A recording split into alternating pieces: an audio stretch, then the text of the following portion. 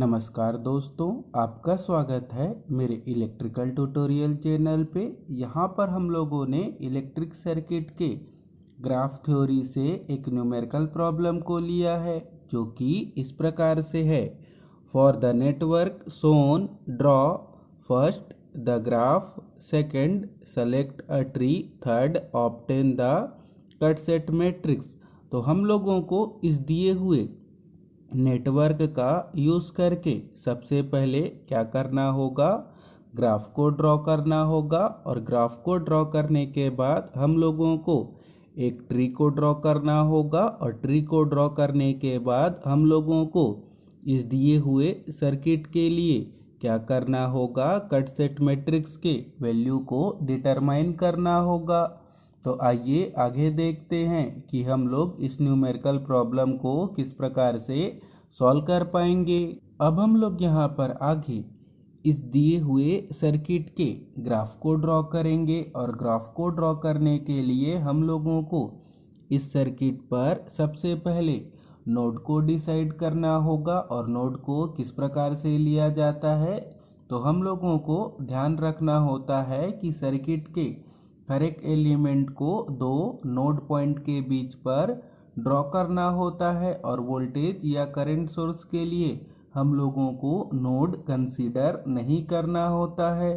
तो हम लोग यहाँ पर नोड पॉइंट ले पाएंगे इस पॉइंट पर, और हम लोग यहाँ पर नोड पॉइंट ले पाएंगे इस पॉइंट पर, और हम लोग यहाँ पर लास्ट नोड पॉइंट ले पाएंगे इस पॉइंट पर। जब हम लोग इस सर्किट के इस 3 पॉइंट पर नोड को कंसीडर करेंगे, तो देखेंगे कि हर एक एलिमेंट को हम लोगों ने दो नोड पॉइंट के बीच पर ड्रॉ किया है या कंसीडर किया है। तो यहाँ पर हम लोग देखेंगे कि इस सर्किट के हर एक एलिमेंट को हम लोगों ने दो नोड पॉइंट के बीच पर कंसीडर किया है। तो देख पाएंगे कि 4 हेनरी के लिए हम लोगों ने कौन से दो नोड पॉइंट को लिया है, इस पॉइंट को और इस पॉइंट को। और 2 फैराड के लिए हम लोगों को इस नोड पॉइंट और इस नोड पॉइंट को लेना होगा। और 2 हेनरी के लिए इस नोड पॉइंट और इस नोड पॉइंट को लेना होगा।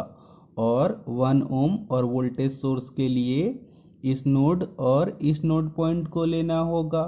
तो यहाँ पर हम लोगों ने समझा कि ग्राफ ड्रॉ करते समय किस प्रकार से हम लोगों को नोड को कंसीडर करना होता है।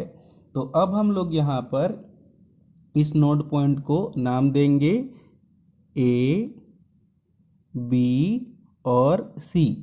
अब हम लोग यहाँ पर आगे इस नोड पॉइंट ए, बी और सी को ध्यान रखते हुए इस सर्किट के सबसे पहले हम लोग ग्राफ या ओरिएंटेड ग्राफ को ड्रॉ करेंगे। अब हम लोग यहाँ पर आगे इस दिए हुए सर्किट के ग्राफ या ओरिएंटेड ग्राफ को ड्रॉ करने के लिए जो हम लोगों ने नोड पॉइंट ए, बी और सी को कंसीडर किया है, उसको फिर से ड्रॉ करना होगा। तो यहाँ पर हम लोग ड्रॉ कर लेंगे नोड पॉइंट ए को, यहाँ पर हम लोग ड्रॉ कर लेंगे नोड पॉइंट बी को, और यहाँ पर हम लोग ड्रॉ कर लेंगे नोड पॉइंट सी को। अब हम लोग यहाँ पर देख पाएंगे कि इस सर्किट में नोड ए और नोड बी के बीच पर 4 हेनरी कनेक्ट है। तो अब हम लोग उसको यहाँ पर किस प्रकार से ड्रॉ करेंगे, ए और बी पॉइंट के बीच पर हम लोगों को 4 हेनरी के लिए एक सीधे लाइन को ड्रॉ करना होगा। अब हम लोग यहाँ पर आगे देखेंगे कि इस सर्किट पर जो 2 फैराड है वो नोड बी और नोड सी के बीच में कनेक्ट है। तो उसके लिए अब हम लोगों को इस ग्राफ पर नोड बी और नोड सी के बीच में एक सीधे लाइन से लाइन को ड्रॉ करना होगा। तो यहाँ पर हम लोग नोड बी और नोड सी के बीच पर एक सीधे लाइन ड्रॉ करेंगे 2 फैराड के लिए। तो अब हम लोग यहाँ पर आगे देखेंगे कि जो 2 हेनरी इंडक्टेंस है वह नोड पॉइंट ए और नोड पॉइंट सी के बीच पर कनेक्ट है। तो हम लोगों को यहाँ पर 2 हेनरी के लिए नोड ए और नोड सी पॉइंट के लिए हम लोगों को एक लाइन ड्रॉ करना होगा। तो किस प्रकार से ड्रॉ कर पाएंगे? तो यहाँ पर हम लोग 2 हेनरी इंडक्टेंस के लिए इस प्रकार से लाइन ड्रॉ कर पाएंगे। अब हम लोग यहाँ पर आगे देखेंगे कि इस सर्किट में 1 ओम और वोल्टेज सोर्स नोड ए और नोड सी पॉइंट के बीच पर कनेक्ट है। तो उसके लिए अब हम लोगों को यहाँ पर किस प्रकार से ग्राफ पे लाइन ड्रॉ करना होगा? तो अब हम लोग यहाँ पर आगे 1 ओम और वोल्टेज सोर्स के लिए यहाँ पर इस प्रकार से लाइन ड्रॉ कर पाएंगे। अब हम लोग यहाँ पर आगे इस ग्राफ पर सभी ब्रांच को नंबरिंग करेंगे। तो अब हम लोग यहाँ पर इस ब्रांच को नाम दे देंगे ब्रांच 1, इस वाले को नाम देंगे ब्रांच 2 और इस वाले को नाम देंगे ब्रांच 3 और इस वाले को नाम दे देंगे ब्रांच 4। अब हम लोग यहाँ पर आगे इस ग्राफ पे डायरेक्शन को डिसाइड करेंगे। तो हम लोगों को दिए हुए सर्किट के अकॉर्डिंग ही हम लोगों को इस ग्राफ पर डायरेक्शन को लेना होगा। तो यहाँ पर हम लोग देख पाएंगे कि I1 का डायरेक्शन किस प्रकार से है, नोड सी से नोड ए की ओर। तो अब हम लोग यहाँ पर ब्रांच 1 के लिए डायरेक्शन को कैसा ले पाएंगे, नोड सी से ए की ओर। जो ब्रांच 1 है उसको हम लोगों ने 1 ओम और वोल्टेज सोर्स के लिए ड्रॉ किया है। अब हम लोग यहाँ पर आगे देखेंगे कि 2 हेनरी पर डायरेक्शन कैसा है, नोड ए से नोड सी की ओर, और उसको हम लोगों ने यहाँ पर ग्राफ पे ब्रांच 4 कंसीडर किया है। तो अब हम लोगों को ब्रांच 4 पर डायरेक्शन कैसा लेना होगा, नोड ए से सी की ओर। और यहाँ पर हम लोग देख पाएंगे कि 4 हेनरी और 2 फैराड पर डायरेक्शन कैसा है, नोड ए से नोड सी की ओर। तो उसको हम लोगों ने ग्राफ पर ब्रांच 2 और ब्रांच 3 से डिनोट किया है। तो अब हम लोग उस पे डायरेक्शन कैसे ले पाएंगे, ब्रांच 2 पर ए से बी की ओर और ब्रांच बी पर बी से सी नोड की ओर। और यहाँ पर हम लोग ध्यान रखेंगे कि जब कभी भी किसी दिए हुए सर्किट के ग्राफ को ड्रॉ करेंगे तो हम लोगों को ग्राफ को ड्रॉ करते समय म्यूचुअल इंडक्टेंस को कंसीडर नहीं करना होता है। अब हम लोग यहाँ पर आगे इस दिए हुए ग्राफ का यूज़ करके अब हम लोग ट्री को ड्रॉ करके इस दिए हुए ग्राफ के कट सेट मैट्रिक्स के वैल्यू को डिटरमाइन करेंगे। अब हम लोग यहाँ पर आगे इस दिए हुए ग्राफ के ट्री को ड्रॉ करेंगे और ट्री को ड्रॉ करने के लिए हम लोगों को जितने ग्राफ में नोड होते हैं उस नोड को हम लोगों को ट्री में कंसीडर करना होता है। तो यहाँ पर हम लोग देख पाएंगे कि इस ग्राफ पर कितने नोड हैं, 3 नोड हैं। कौन कौन से, ए, बी और सी। तो हम लोगों को ट्री को ड्रॉ करने के लिए इन तीनों नोड को फिर से ड्रॉ करना होगा। तो यहाँ पर हम लोग ड्रॉ करेंगे नोड ए को, यहाँ पर हम लोग ड्रॉ करेंगे नोड बी को और यहाँ पर हम लोग ड्रॉ करेंगे नोड सी को।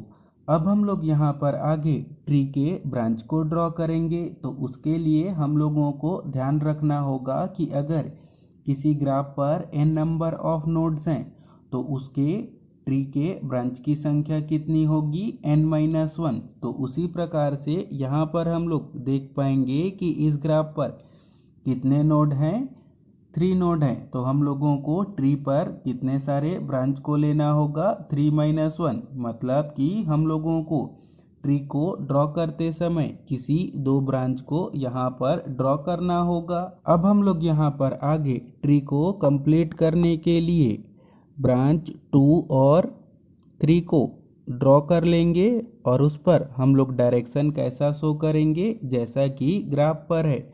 तो यहाँ पर हम लोग डायरेक्शन के साथ लिखेंगे ब्रांच 2 को और यहाँ पर हम लोग लिखेंगे डायरेक्शन के साथ ब्रांच 3 को। और यहाँ पर हम लोग जैसा कि जानते हैं कि ट्री के ब्रांच को क्या कहा जाता है, ट्विग कहा जाता है। तो यहाँ पर हम लोगों को ट्विग कौन कौन से ब्रांच को लेना होगा, ब्रांच 2 और 3 को। और लिंक कौन कौन से ब्रांच को लेना होगा, तो ऐसे ब्रांच जिनको हम लोगों ने ट्री को बनाने के लिए कंसीडर नहीं किया है वो सभी ब्रांच क्या कहलाएंगे, लिंक। तो यहाँ पर हम लोगों ने ब्रांच 1 और 4 को ट्री को ड्रॉ करते समय यूज़ नहीं किया है, तो वो दोनों ब्रांच क्या हो जाएंगे, लिंक हो जाएंगे। तो यहाँ पर हम लोग लिखेंगे लिंक पर ब्रांच 1 और ब्रांच 4 को।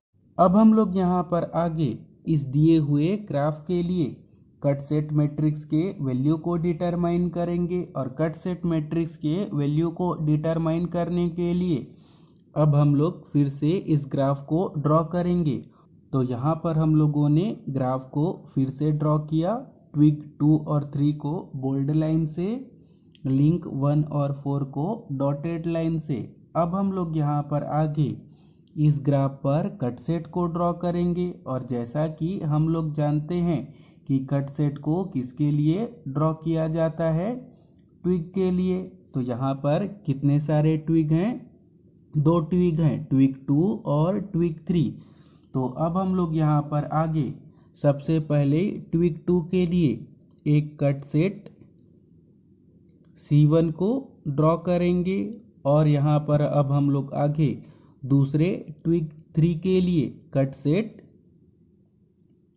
C2 को ड्रॉ करेंगे। और जैसा कि हम लोग जानते हैं कि कट सेट पे ओरिएंटेशन के डायरेक्शन को किससे डिसाइड किया जाता है, ट्विग के डायरेक्शन से। तो यहाँ पर हम लोगों ने कट सेट C1 को ट्विग 2 के लिए ड्रॉ किया है, और ट्विग 2 पर डायरेक्शन कैसा है, नोड A से B की ओर। तो यहाँ पर हम लोगों को ओरिएंटेशन के डायरेक्शन को कैसे लेना होगा, नोड B की ओर या नीचे की ओर। और यहाँ पर अब हम लोग आगे देख पाएंगे कि हम लोगों ने कट सेट C2 को ट्विग 3 के लिए ड्रॉ किया है, और ट्विग 3 पर डायरेक्शन कैसा है, नोड B से C की ओर। तो इसके डायरेक्शन को या ओरिएंटेशन के डायरेक्शन को हम लोग कैसा ले पाएंगे, डाउनवर्ड या नोड B से C की ओर। अब हम लोग यहाँ पर आगे इस ग्राफ के कट सेट मैट्रिक्स के वैल्यू को डिटरमाइन करेंगे, और कट सेट मैट्रिक्स पर हम लोगों को ध्यान रखना होता है कि ब्रांच को कैसा लेना होता है, रो वाइज। तो यहाँ पर हम लोगों ने ब्रांच 1 2 3 4 को इस मैट्रिक्स के रो पर कंसिडर किया है, और हम लोगों को कट सेट को कैसा लेना होता है, कॉलम वाइज। तो यहाँ पर हम लोगों ने कट सेट C1 और C2 को कैसा कंसिडर किया है, इस मैट्रिक्स के कॉलम पे। अब हम लोग यहाँ पर आगे कट सेट मैट्रिक्स के वैल्यू को डिटरमाइन करेंगे। तो यहाँ पर हम लोग देखेंगे कि कट सेट C1 कौन कौन से ब्रांच को कट कर रहा है, 1 2 और 4। तो अब हम लोग यहाँ पर आगे ब्रांच 1 के सामने कितना लिखेंगे, 1, 2 के सामने कितना लिखेंगे, 1, और 4 के सामने कितना लिखेंगे, 1। और कट सेट C1 के द्वारा ब्रांच 3 को कट नहीं किया जा रहा है, तो उसके सामने अब हम लोग कितना लिखेंगे, 0।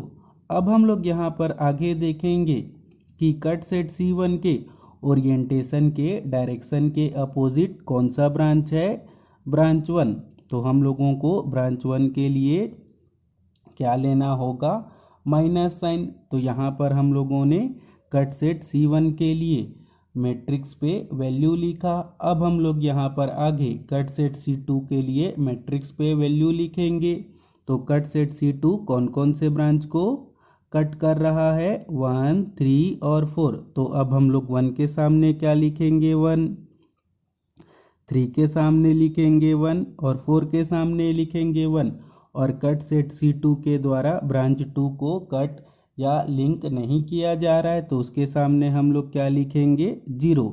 अब हम लोग यहाँ पर आगे देखेंगे कि कट सेट C2 के ओरिएंटेशन के डायरेक्शन के कौन से ब्रांच अपोजिट डायरेक्शन पे है।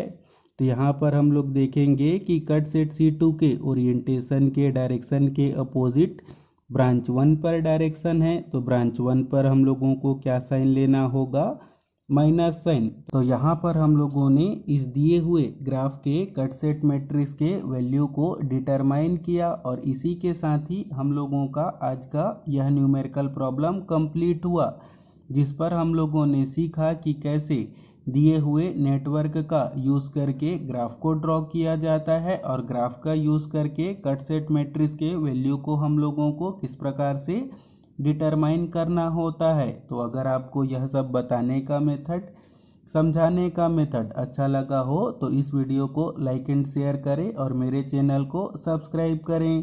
Thank you, all the best.